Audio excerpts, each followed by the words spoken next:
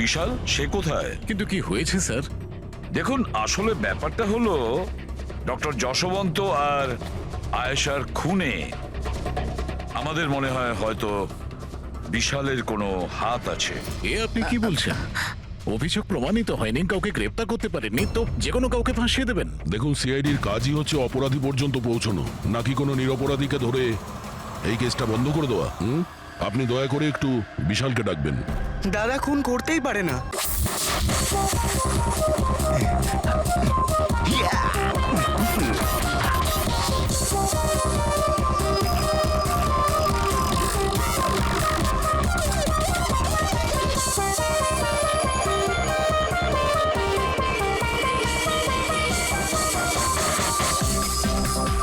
Guys, thank you so much এত সুন্দর পার্টির জন্য।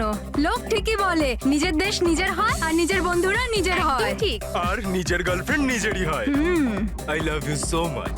I love you too. আচ্ছা প্রীতি, মানতে হবে আজকাল এমন রোমান্স কিন্তু দেখাই যায় না। গাইস, আমি কিছু ড্রিঙ্ক নিয়ে আসছি। ওকে। Hey, can I get you a drink? I mean, কি খাবেন আপনি? কেন? তুমি waiter? By the way, I'm Saurabh. আর আপনি? দেখো, যদি তুমি এই পৃথিবীর একটাই ছেলে হতে তবুও আমি তোমাকে ইন্টারেস্ট দেখাতাম না।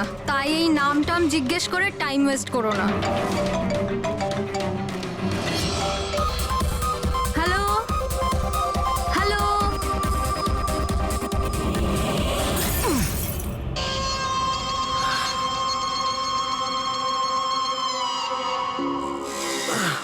হ্যালো হ্যালো, শুনতে পাচ্ছি না, জোরে বল। আরে কিচ্ছু শুনতে পাচ্ছি না। আরে এখানে নেটওয়ার্কও নেই। হ্যালো হ্যালো,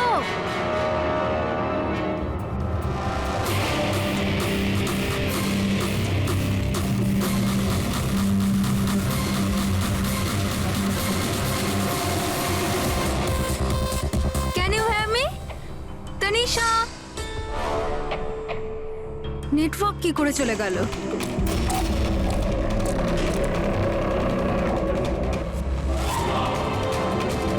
ফোন কেন লাগছে না?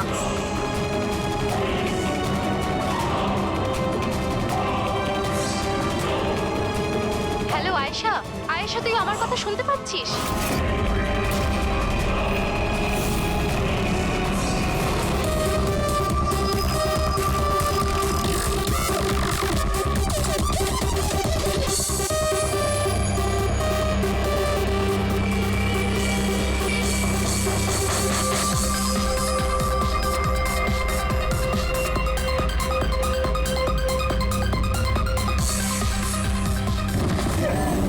আরে কি হলো?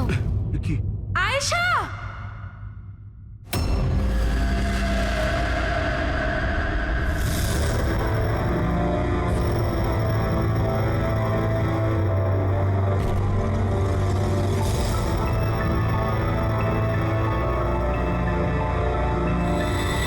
কি করে হলো এগুলো?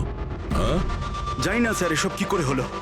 ও কল অ্যাটেন্ড করার জন্য বাইরে গেছে, আর যখন ফিরলো তখন। তুমি ছাড়া আর কে কে বন্ধু আছে আয়েশার এখানে? স্যার এ হলো প্রীতি, আর এ হলো বিশাল স্যার, আয়েশার বয়ফ্রেন্ড। দেখে তো মনে হচ্ছে আয়েশার কারোর সঙ্গে হাতাহাতি হয়নি। ও ফোন রিসিভ করার জন্য বাইরে গেছিল, আর ওখানে খুনি আগে থেকেই ওর জন্য ওয়েট করছিল। তার মানে স্যার খুনি এসব প্ল্যান করে করেছে? না পঙ্কজ, এটা তো প্ল্যান মার্ডার মনে হচ্ছে না। যদি প্ল্যান মার্ডারই হতো তাহলে ও অন্য কোনো হাতিয়ার ইউজ করতো, কাঁচের ইউজ করতো না। তার মানে হঠাৎ কেউ একজন হয়তো খুব রেগে যায় আয়েশার উপর, আর তারপর মেরে দেয়। মনে হচ্ছে তো এরকমই ফ্রেডি। আয়েশার এখানে কারোর সঙ্গে ঝগড়া টগড়া হয়েছিল? কোনো তর্ক বিতর্ক? হ্যাঁ, এরকম চুপ করে থাকলে কিন্তু কাজ হবে না। এই যে সিসিটিভি ক্যামেরা আছে, দেখলে সবই আমরা জানতে পারবো। সরি স্যার, সিসিটিভি ক্যামেরা কাজ করছে না। হোয়াট? সিসিটিভি কাজ করছে না? এত গাফিলতি? স্যার ওই কাল শেষের গানটার কারণে ধোয়ার জন্য হয়তো কোনো টেকনিক্যাল ফল্ট দেখা গেছে। আমি তাড়াতাড়ি ঠিক করব। তুমি তো তখন ঠিক করাবে যখন তোমার ক্লাব আবার খুলবে, কেস সলভ না হওয়া পর্যন্ত তোমাদের ক্লাব বন্ধ। স্যার আমার মনে হচ্ছে এই খুন সৌরভ করেছে। বড় লোকের বিগড়ে যাওয়া ছেলে। Hey, can I get you a drink? I mean, কি খাবেন আপনি? কেন তুমি ওয়েটার? By the way, আমি সৌরভ। আর আপনি? দেখো, যদি তুমি এই পৃথিবীর একটাই ছেলে হতে তবুও আমি তোমাকে ইন্টারেস্ট দেখাতাম না। তাই এই নাম টাম জিজ্ঞেস করে টাইম ওয়েস্ট করো না।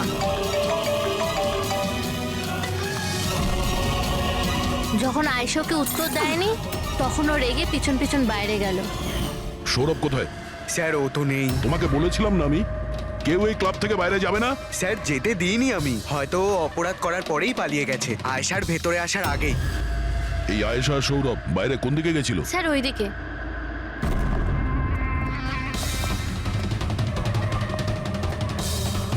স্যার, রক্তের দাগ। তাহলে এখান থেকে আয়েশা ভেতরে গেছিল। আগে দেখি। স্যার দেখুন, এখানেও রক্তের দাগ। পঙ্কজ, ও নো, এত রক্ত! আর এই কাঁচের টুকরো, মনে হচ্ছে আয়েশার উপর হামলা এখানেই হয়েছে। Sir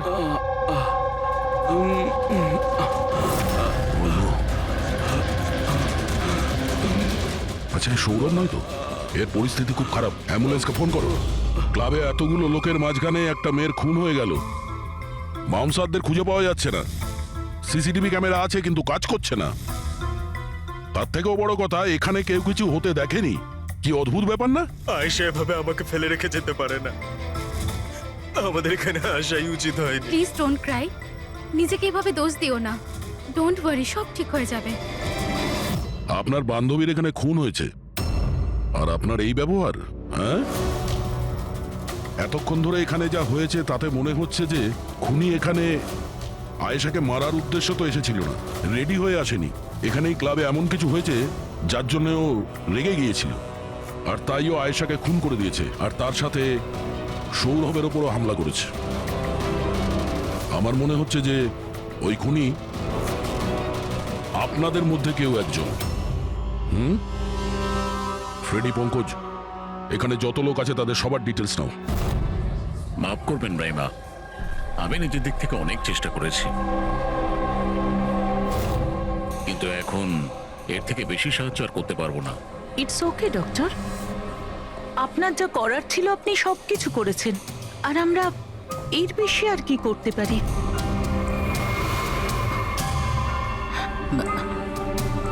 what happen doctor? আপনি ঠিক আছেন তো? হ্যাঁ, আমি ঠিক আছি। আমার একটা অস্বস্তি হচ্ছে। Excuse me. কোথায় যাচ্ছেন আপনি? আমি ওয়াশরুম থেকে আসছি। তানিশা, আয়েশার মৃত্যুর আগে তোমার সাথে ওর ফোনে কথা হয়েছিল, তাই না? আচ্ছা, ওই ফোন কলের ব্যাপারে আমাদের কিছু ডিটেলে বলতে পারবে? স্যার, ডিস্কোতে খুব জোরে মিউজিক বাজছিল বলে আমি বেশি কিছু শুনতে পাইনি। হ্যাঁ, কিন্তু আমি ওকে এটা বলতে শুনেছিলাম, কি হয়েছে বলো না, কি হয়েছে? তোমার কি খুব কষ্ট হচ্ছে? ডাক্তারের কাছে নিয়ে যাব? এটা তুমি কি করছো? মানে আয়েশা এইসব কথা ওই খুনির সঙ্গে বলছিল? স্যার, এর থেকেও বেশি অবাক হওয়ার বিষয় এটাই যে আয়েশার খুনি ওকে বলছিল এখান থেকে পালিয়ে যেতে। আশ্চর্য ব্যাপার, খুনি আয়েশাকে পালিয়ে যেতে বলছিল অথচ আয়েশা খুনির চিন্তা করছিল। আচ্ছা, তুমি একটা কথা বলো তো, তুমি ওই ভয়েসটা চিনতে পারবে যার সাথে আয়েশা কথা বলছিল? না স্যার। স্যার, কিন্তু খুনি যখন আয়েশার ব্যাপারে এত চিন্তা করছে তাহলে ওকে মারলই বা কেন? সেটাই তো, খুনি ভিকটিমের চিন্তা করছিল আর ভিকটিম খুনির চিন্তা করছিল।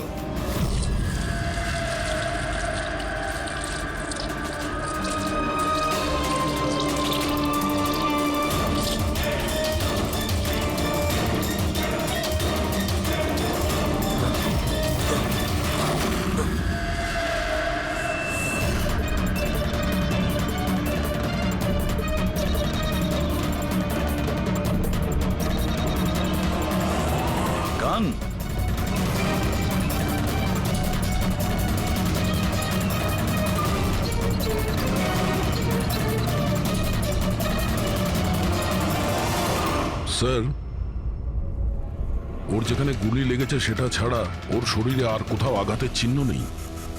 মনে হচ্ছে খুনি হঠাৎ এখানে এসে ওর উপরে গুলি চালিয়ে দিয়েছে। এরকম হতেই পারে। এই দেখো, এখানেও রক্ত। একটা কথা বুঝতে পারছি না স্যার, খুনি গানটা এখানে ফেলে রেখে গেল কেন? ও তো নিজের সঙ্গে গানটাকে নিয়েও যেতে পারতো। সেটাই তো আশ্চর্য ব্যাপার যে খুনি এই গানটা এখানে এই ক্রাইম স্পটে কেন রেখে গেছে।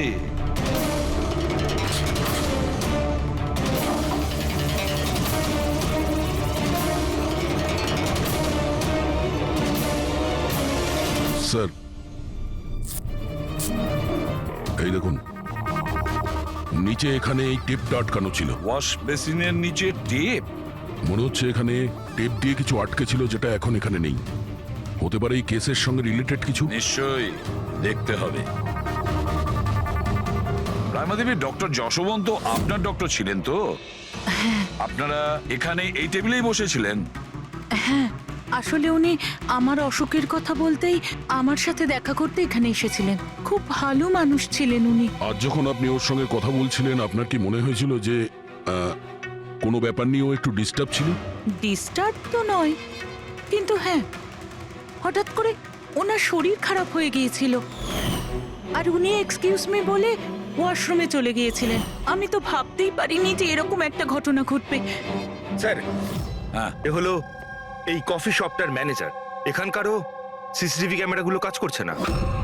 স্যার, 2 ঘন্টা আগেও তো কাজ করছিল, কিন্তু হঠাৎ করে টেকনিক্যাল প্রবলেম হয়ে যায়, সেই জন্য ইঞ্জিনিয়ারকে ডেকেছি আমরা।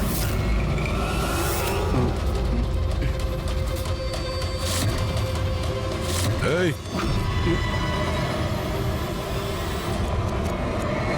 একটু দাঁড়াও, এখানে এসো। হ্যালো স্যার, কেমন আছেন? আমার অবস্থা ছাড়ো, নিজেরটা বলো। তোমরা দুজনে এখানে কি করছো? এমনি ঘুরতে এসেছিলাম। কফি শপে ঘুরতে এসেছিলে? কাল রাত্রে তোমার বান্ধবীর খুন হয়ে গেছে। তোমার দ্বিতীয় বন্ধুর কেঁদে কেঁদে অবস্থা খারাপ, আর তোমরা দুজনে এখানে এই কফি শপে আড্ডা মারতে এসছো? এখানেও একটা খুন হয়েছে। বিষয়টা কাকতালীয়, তাই না?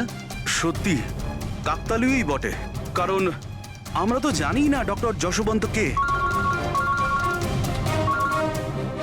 হ্যালো, ওকে বিউরোতে নিয়ে এসো। ওকে ওকে ওকে ওকে ওকে, থ্যাংক ইউ ভেরি মাচ। কি জানিস পঙ্কজ, অনেক লোক ছিল এই ডিস্কোটায় যখন আয়েশা খুন হয়, আর এক একজনের ফোন ট্র্যাক করে এইটা জানার জন্য যে মার্ডারের সময় আয়েশার আশেপাশে কেউ ছিল না। তো এই আমার তো চোখ ব্যথা করতে শুরু করেছে।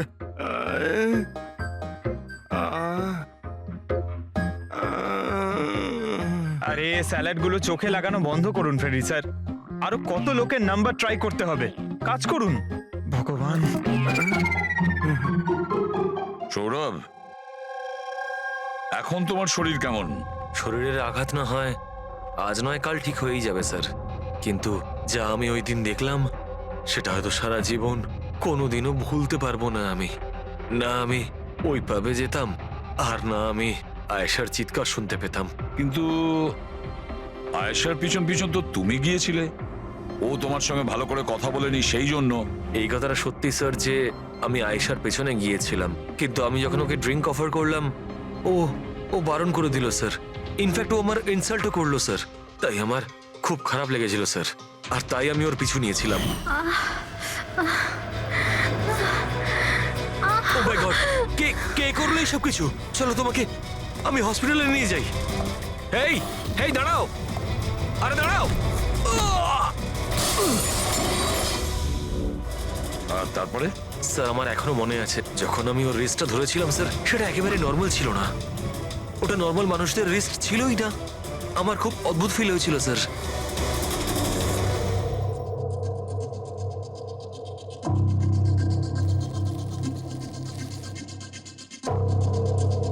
তাহলে আপনি বলছেন ডক্টর সালুকে যে এই বন্দুকের উপর কিছু চটচটে লেগে আছে? হ্যাঁ, ওই চটচটে জিনিসটা রাবারের মতো, ওই যেমন সেলোটেপে হয় না, ওই রকম। সেলোটেপ গান? ও, তাহলে খুনি আগে থেকেই ওয়াশ বেসিনের নিচে গানটাকে লুকিয়ে রেখেছিল। তাহলে মার্ডার একটা প্ল্যান মার্ডার ছিল। হ্যাঁ, কিন্তু এই বন্দুকটা যেটা দিয়ে ভিকটিমকে খুন করা হয়েছে আর এই কাঁচ যেটা দিয়ে আয়েশাকে খুন করা হয়েছে, এই দুটোতেই কোনো ফিঙ্গারপ্রিন্টস পাওয়া যায়নি। কিন্তু ভাই, এই কাঁচটার টুকরোর উপর একটা বিশেষ ধরনের কেমিক্যাল লেগে আছে, যেমন ধরো প্লাস্টিক কেমিক্যাল।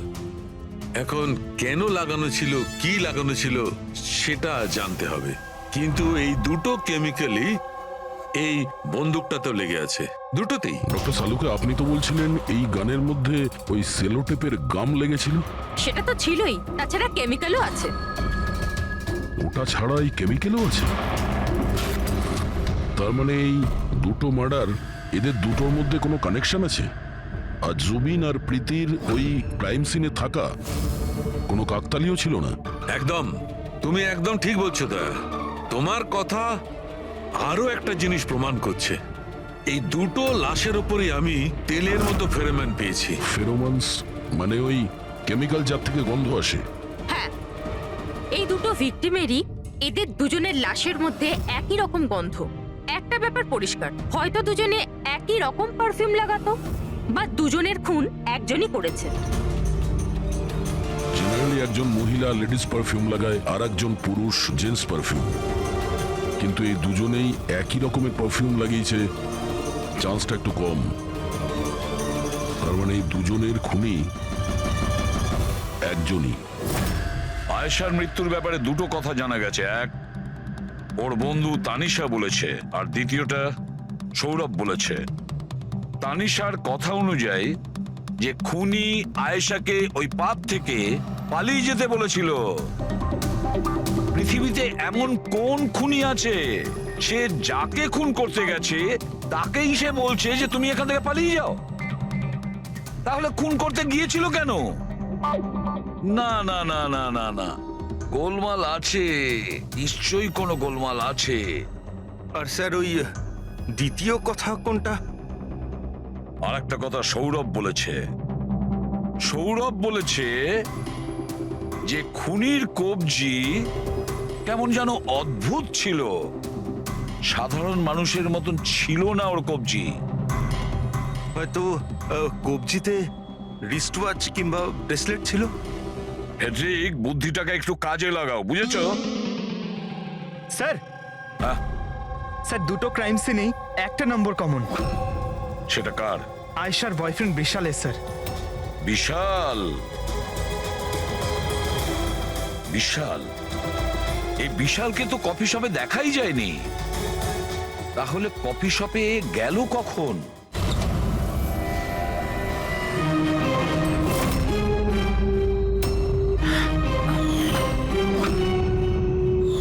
রায়মা দেবী, আপনি আর এখানে?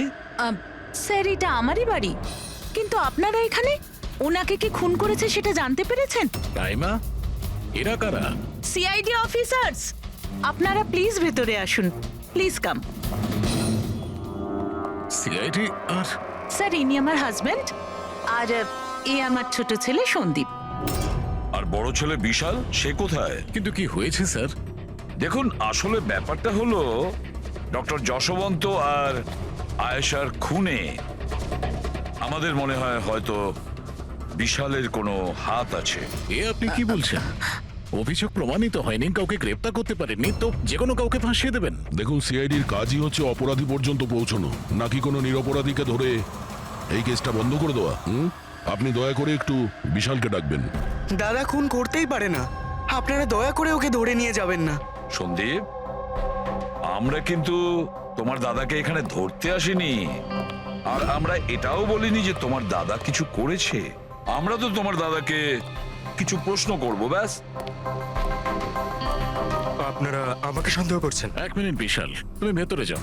আমি এই সিআইডির লোকেদের তোমায় বিরক্ত করতে দেবো না। দেখুন, সিআইডির কাজে বাধা দেওয়াও কিন্তু একটা অপরাধ, তাই প্লিজ আমাদের নিজেদের কাজ করতে দিন। বিশাল,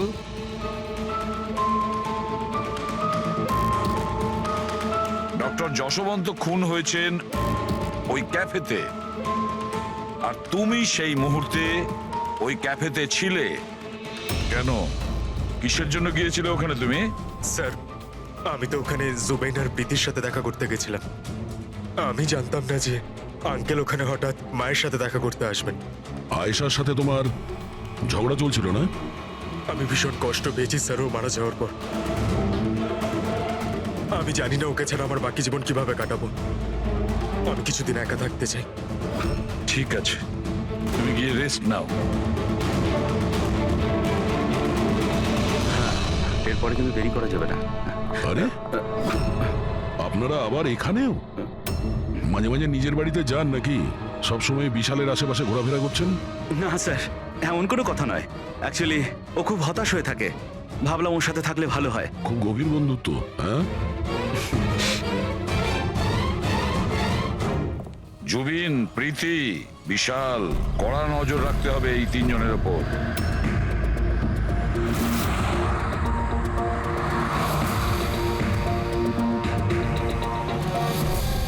তিনজনের বাড়িতে এমন ক্যামেরা ফিট করেছি না স্যার, একটা মাছি ঢুকলেও সব টের পেয়ে যাবো আমরা। তুই যাই বলিস, কাজের লোক, দুধওয়ালা আর সবজিওয়ালা এদের মাধ্যমে গোপন ক্যামেরা বসাবার আইডিয়াটা কিন্তু দারুণ ছিল। ভালো ছিল না? কিন্তু আমার ছিল না, দয়া স্যার ছিল। আচ্ছা, হ্যাঁ, আর উনি আমাদেরকে এখানে বসিয়ে দিয়েছেন যাতে আমরা এখানকার সিসিটিভি ফুটেজ চেক করতে পারি।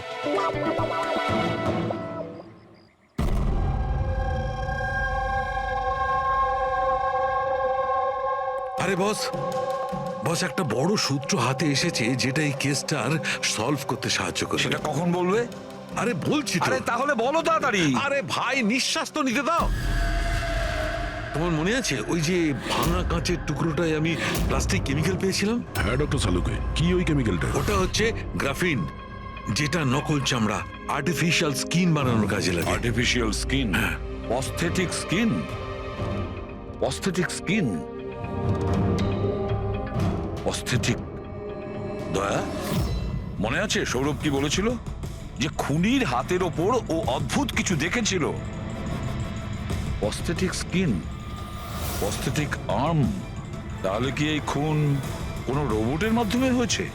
মানে খুনির ওইভাবে সাহায্য চাওয়া এটা তো নয় যে এই খুনটা আনইনটেনশনালি হয়েছে, না চাইতে? না দয়া, অনিচ্ছাকৃত খুন এভাবে হতে পারে না। আর রইল কথা রোবোটিক আর্মের। এই রোবোটিক আর্ম তো কারোর কথা মতোই চলতে পারে, তাই না? আচ্ছা সালুখে, এমন কোন লোক আছে যে এই রোবোটিক আর্ম বলো, প্রস্থেটিক আর্ম বলো বা রোবোটিক আর্ম বলো, এই সব কিছুর ব্যাপারে খুব ভালো রকম দখল আছে? হ্যাঁ আছে তো, ডক্টর জাসমিন। তাহলে দেখা করা যাক ওই ডক্টরের সঙ্গে।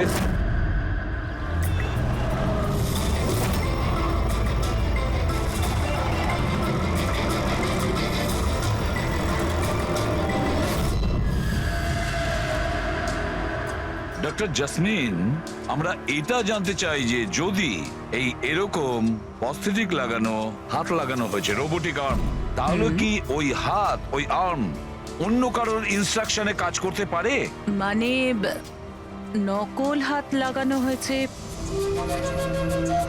একে, কিন্তু এই হাত দিয়ে কি কাজ করাতে হবে তার কন্ট্রোল এর কাছে নেই, বিয়ের কাছে আছে, তাই তো?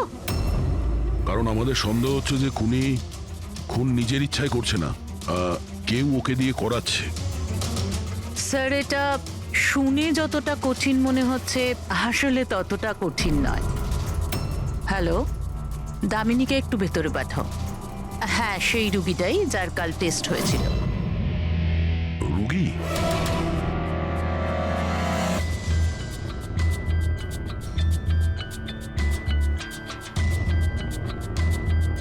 স্যার, দামিনীর ডান হাতটা ফ্যাক্টরিতে কাজ করার সময় মেশিনে কাটা পড়েছিল। হ্যাঁ স্যার, মেশিনে আমার হাত ঢুকে গিয়েছিল। তাই জন্য ওকে নকল হাত লাগিয়েছি, যার কন্ট্রোল মানুষের ব্রেনের দ্বারা হয়। একটা নকল হাত মানুষের মাথা দিয়ে কাজ করছে কি করে? স্যার, সায়েন্স খুব উন্নতি করেছে। আসলে এই ধরনের নকল হাত সায়েন্সের একটা খুব বড় আবিষ্কার। এটাতে এক ধরনের চিপ আছে, মানে সফটওয়্যার, যেটা ব্রেনের দ্বারা কন্ট্রোল করা হচ্ছে। মানে মানুষের ওঠা বসা যেমন ভাবে আসল হাত পা নাড়ানো যায়, সেইভাবেই এই নকল হাত পা নাড়ানো হয়, যেটা ব্রেন কন্ট্রোল করে। গ্রেট, বিজ্ঞান সত্যি অনেকটা এগিয়ে গেছে। সত্যি রোবোটিক আর্ম।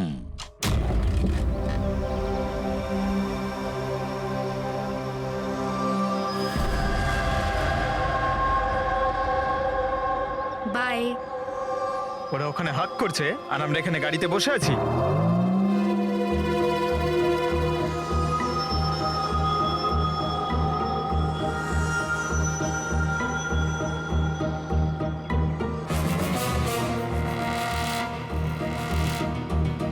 ফ্রেডি স্যার, এই বিশাল তো প্রীতির বাড়িতে যাচ্ছে।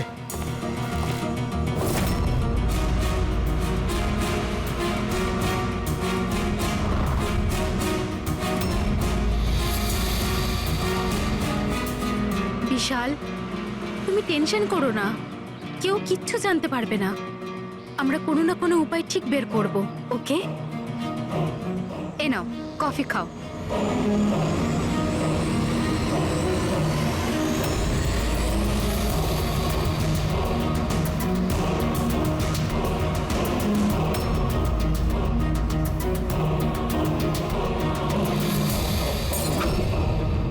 বিশাল, প্রীতি, আরে ওকে? প্রীতি পালাও।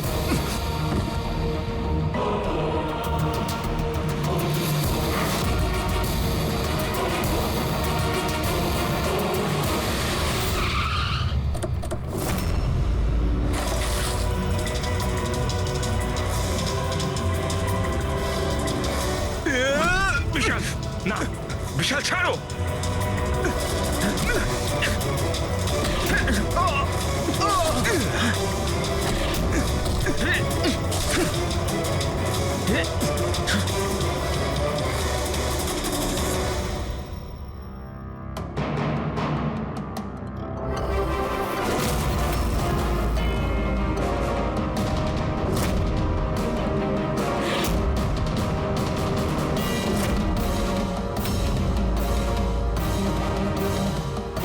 আমি স্বীকার করছি, আয়েশা আর ডক্টর আঙ্কেলকে খুন আমি করেছি স্যার। তুমি এখানে কি করছো? কি হলো? কি হচ্ছে এটা? আমি বুঝতে পারছি না কি হচ্ছে আমার হাতে। কিছু প্রবলেম? কি হচ্ছে বলছো না কেন কিছু? ডাক্তারের কাছে নিয়ে যাবো? এটা কি করছো? এটা কি করছো? আয়েশা পালাও এখান থেকে, পালাও, আমি বলছি তোমাকে পালাও। আয়েশা,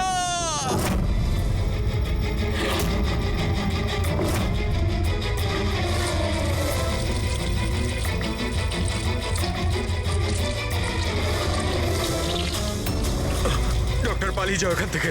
কি করছো এগুলো? আমি কি করবো স্যার, আমার নিজের হাতের উপরে কোনো কন্ট্রোল নেই। কি তোমার হাত তোমার কন্ট্রোলে থাকে না? এর মানেটা কি? জানি না, হঠাৎ করে মাঝে মাঝে কি হয়ে যায়। সেই কারণে তুমি আয়েশাকে ওখান থেকে চলে যেতে বলেছিলে? হ্যাঁ স্যার, আমি আয়েশাকে ওখান থেকে পালাতে বলেছিলাম। আয়েশা পালাও এখান থেকে, পালাও। আর আমি অনেকবার চেষ্টা করেছিলাম যাতে আমি ডক্টর আঙ্কেলের কোনো ক্ষতি না করি। ডক্টর, পালাও এখান থেকে তুমি। একটা কথা বলো, কেন গিয়েছিলে তুমি ওই ক্যাফেতে? আমি ওখানে ডক্টর আঙ্কেলের কাছে আমার হাত ঠিক করাতে গেছিলাম, আর জুবেইন, প্রীতি আমাকে সাহায্য করছিল, কারণ আমি আমার বাড়িতে বলতে পারতাম না যে আয়েশাকে আমি নিজের হাতে খুন করে দিয়েছি স্যার। আমি জানি স্যার, আমার কথায় বিশ্বাস করাটা খুবই কঠিন, কিন্তু সত্যি এটাই, খুন আমি নয়, বরং আমার হাত করেছে। ডক্টর জাসমিন, বিশাল যা যা বলছে সেটা সত্যি? আমি বলতে চাইছি যে এটা কি সম্ভব যে একটা রোবোটিক আর্ম নিজে থেকেই ডেভেলপ করে আর সেই কারণেই তার মনে হয়েছে যে খুন করা যেতে পারে? চান্সেস কম স্যার, কিন্তু হ্যাঁ, হাতের ভেতরে লাগানো এই চিপকে কেউ যদি হ্যাক করে তাহলে হতে পারে। কি প্রস্থেটিক হাতে লাগানো সফটওয়্যার হ্যাক করা যায়? হ্যাঁ দাদা, হ্যাক হতেই পারে, এটা পসিবল। যখন হ্যাকার এই নকল হাতের চিপ হ্যাক করে তখন এই নকল হাতটা তার ব্রেন দ্বারা কন্ট্রোল হয় না যার শরীরে এটা লাগানো আছে, বরং এই নকল হাতটা কন্ট্রোল হয় হ্যাকারের ব্রেন দ্বারা। তার মানে কেউ একজন বিশালের এই রোবোটিক আর্মের সফটওয়্যারটা হ্যাক করেছিল আর তারপরে ওকে দিয়ে খুন করায়। স্যার এর থেকে ভালো তো আমি এক হাতেই আমার সারাটা জীবন কাটিয়ে দিই। যে হাতটা অন্যদের জীবন কেড়ে নিচ্ছে, এরকম হাত আমার চাই না স্যার। বিশাল একটা কথা বলো, তোমার এই হাত তোমাকে বলছে যে সেই কাউকে মারতে চায়, তখন তুমি কি ভাবো? তখন তোমার মনের অবস্থা কি হয়, কি চলে তোমার মাথার ভেতরে? স্যার 2-3 মিনিট সময় লাগে। আমি পুরোপুরি ভাবে চেষ্টা করি আমার হাতকে কন্ট্রোলে আনার, কিন্তু 2 মিনিট পর আমার হাতই জিতে যায় স্যার।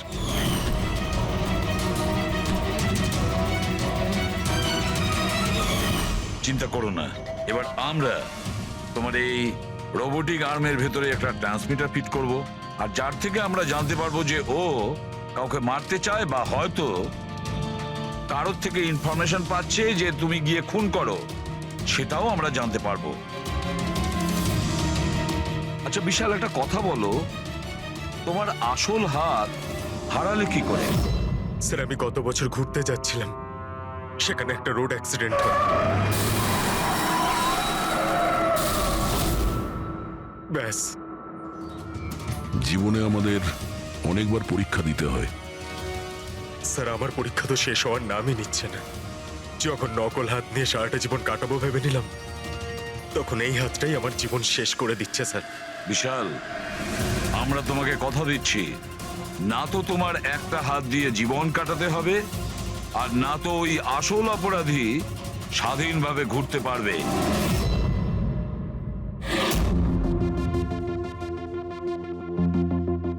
বিশাল, অপরাধী প্রথমে বিশালকে দিয়ে আয়েশাকে খুন করায়। আয়েশা, যাকে বিশাল খুব ভালোবাসতো, এরপরে খুন করায় ডক্টর যশবন্তকে, যে বিশালকে সাহায্য করত। এরপরে প্রাণ নিতে চেষ্টা করে প্রীতির, যে বিশালের বন্ধু ছিল। এরা প্রত্যেকেই হলো বিশালের শুভাকাঙ্ক্ষী, আর এরা প্রত্যেকে বিশালের আপনজন। সবাই বিশালের খুব কাছের মানুষ। তাহলে এই অপরাধী কে হতে পারে? কে সেই অপরাধী?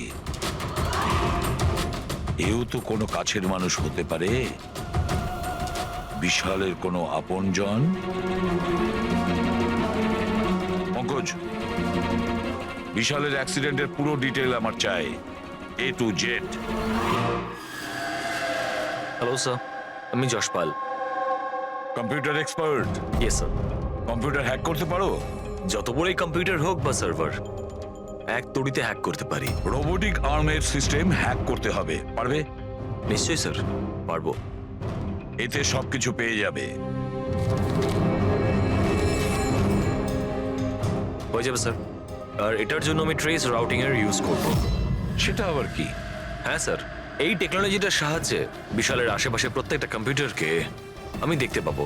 মূলত মেশিনের মধ্যে যে হোস্ট নেম আর অ্যাড্রেস থাকে সেটাকেই হ্যাক করতে হয়। আচ্ছা। আর ট্রেস রাউটিং এর সাহায্যে আমরা শহরের যে কোনো জায়গায় বসে থাকা যে কোনো হ্যাকারকে খুব ইজিলি খুঁজে বের করতে পারবো। ফ্যান্টাস্টিক। আর যে বিশালের রোবোটিক আর্মের সিস্টেম হ্যাক করেছে, এবার আমরা ওর সিস্টেমকে হ্যাক করব।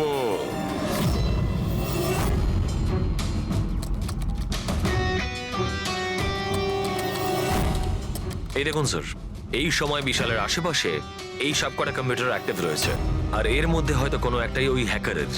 শুধু একবার জানতে পেরে যাই ওই কম্পিউটারটা কোনটা, তাহলেই কাজটা সহজ হয়ে যাবে। যশপাল, তাড়াতাড়ি করো, আমাদের হাতে সময় কম। বিশাল আজকে আমাকে বাড়িতে কেন ডাকলো? আঙ্কেল আন্টিও নেই, জানি না কি ব্যাপার।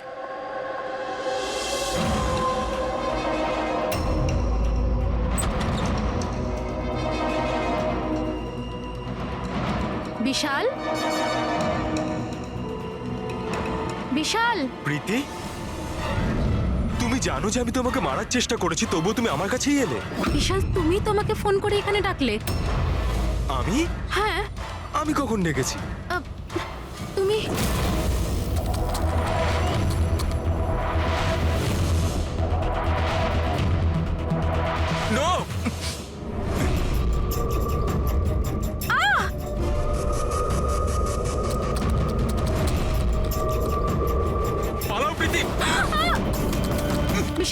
বিশাল প্লিজ এখান থেকে Vishal please Vishal Vishal please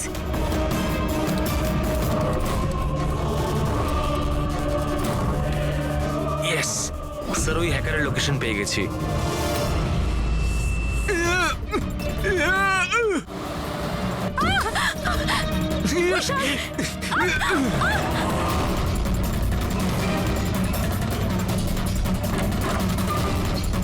sir আপনি এখানে কি করছেন? বিশাল প্লিজ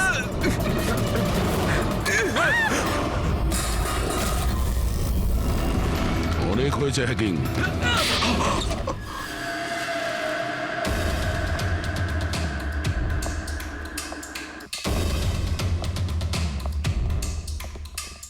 আবার এসে গেলেন আপনারা। এবার এটা যেন বলবেন না যে ওকে আপনারা ধরতে এসেছেন। আগে না, আমরা বিশালকে ধরতে আসিনি, খুনিকে ধরতে এসেছি, যে এই মুহূর্তে এখানে উপস্থিত। উনি এখানে? কি বলছেন আপনি? আপনি আপনার মিথ্যে অভিযোগ কার উপর লাগাবেন? মননবাবু, গত বছর একটা গাড়ির অ্যাক্সিডেন্ট হয়েছিল খান্ডালাতে। 3 জন ছিল ওই গাড়িতে। 22 বছরের ছেলে বিশাল, 15 বছরের ছেলে সন্দীপ, আর 9 বছরের ছোট বাচ্চা সোনিয়া। গাড়ি বিশাল চালাচ্ছিল। গাড়ির অ্যাক্সিডেন্ট খুব সাংঘাতিক হয়েছিল। বাচ্চা মেয়ে সোনিয়া স্পট ডেড হয়ে গেছিল। আর আর সন্দীপ প্যারালাইজড হয়ে গেছিল। ও এখনো চলতে পারে না। এসব আপনি কি করে জানলেন আঙ্কেল? ওই অ্যাক্সিডেন্টে সব থেকে কম আঘাত লেগেছে বিশালের, তবে যে আঘাতটা লেগেছে সেটাও কম নয়। বিশালের নিজের হাতটা হারাতে হয়েছে। আর তাছাড়া বিশাল আপনার সৎ ছেলে, তাই না? স্যার, বিশাল আমার কাছে নিজের সন্তানের মতোই। আমি আপনাকে রিকোয়েস্ট করছি, আপনি বিশালকে আমার সৎ ছেলে বলবেন না। আই এম সরি মদন বাবু, যদি সব বাবা আপনার মতন ভাবতো তাহলে তো ভালোই হতো। যদি রায়মা দেবী এভাবে ভাবতেন। কি রায়মা দেবী? আচ্ছা, আপনার মনে অনেক রাগ জমে আছে, তাই না বিশালের জন্য? কারণ বিশালের জন্য আপনি আপনার নিজের মেয়েকে হারিয়েছেন, আর আপনার নিজের ছেলে সারা জীবন চলাফেরা করতে পারবে না। আপনি কি বলতে চাইছেন? আমরা কি বলতে চাইছি ওটা এক্ষুনি জেনে যাবেন। পঙ্কজ,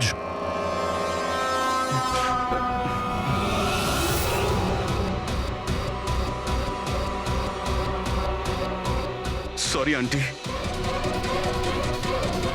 কিন্তু আমি ওদের সবকিছু বলে দিয়েছি যে আপনার বলার জন্যই আমি এসব করেছি। আমি ওই সফটওয়্যারগুলোকে হ্যাক করেছিলাম, আর আমি সব জায়গার সিসিটিভি গুলোকে হ্যাক করে বন্ধ করে দিয়েছিলাম।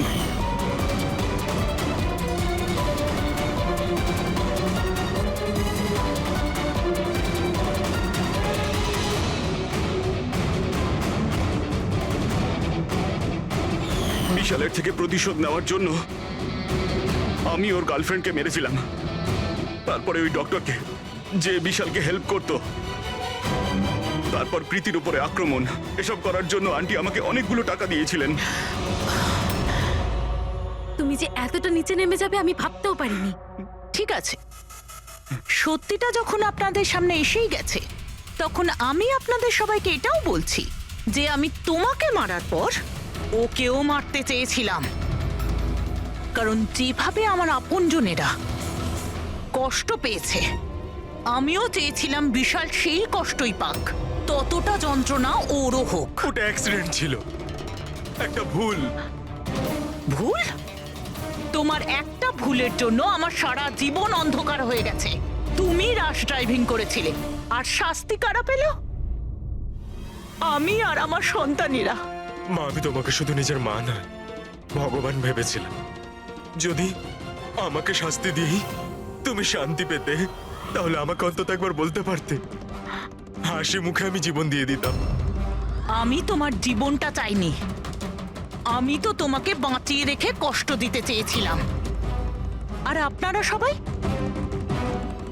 আমাকে দোষ দিতে পারেন না, কারণ আমি যা করেছি সেটা আমার মায়ের মমতার জন্য করেছি। রায়মা দেবী, মা শব্দের অর্থ আপনি জানেন না, সেজন্যই আপনি এত বড় অপরাধ করেছেন। আরে মা তো সেই হয় যে শুধু নিজের নয়, অন্যের সন্তানকেও স্নেহ ভালোবাসা দিয়ে আগলে রাখতে পারে। বিশাল হয়তো আপনার গর্ভের সন্তান নয়, কিন্তু মা বলে তো ও ডাকতো, ও আপনাদের পরিবারেরই একটা অংশ। কোনো মাই তার ছেলের ওপর এইভাবে প্রতিশোধ নিতে পারে না। হ্যাঁ, সেটাও এত ঘৃণ্য। দুটো লোকের প্রাণ নিয়েছেন। না রায়মা দেবী, আপনি বড় ভুল করেছেন, বিশাল ভুল করেছেন। আদালত আপনাকে কোনোদিন ক্ষমা করবে না, কোনোদিন ক্ষমা করবে না।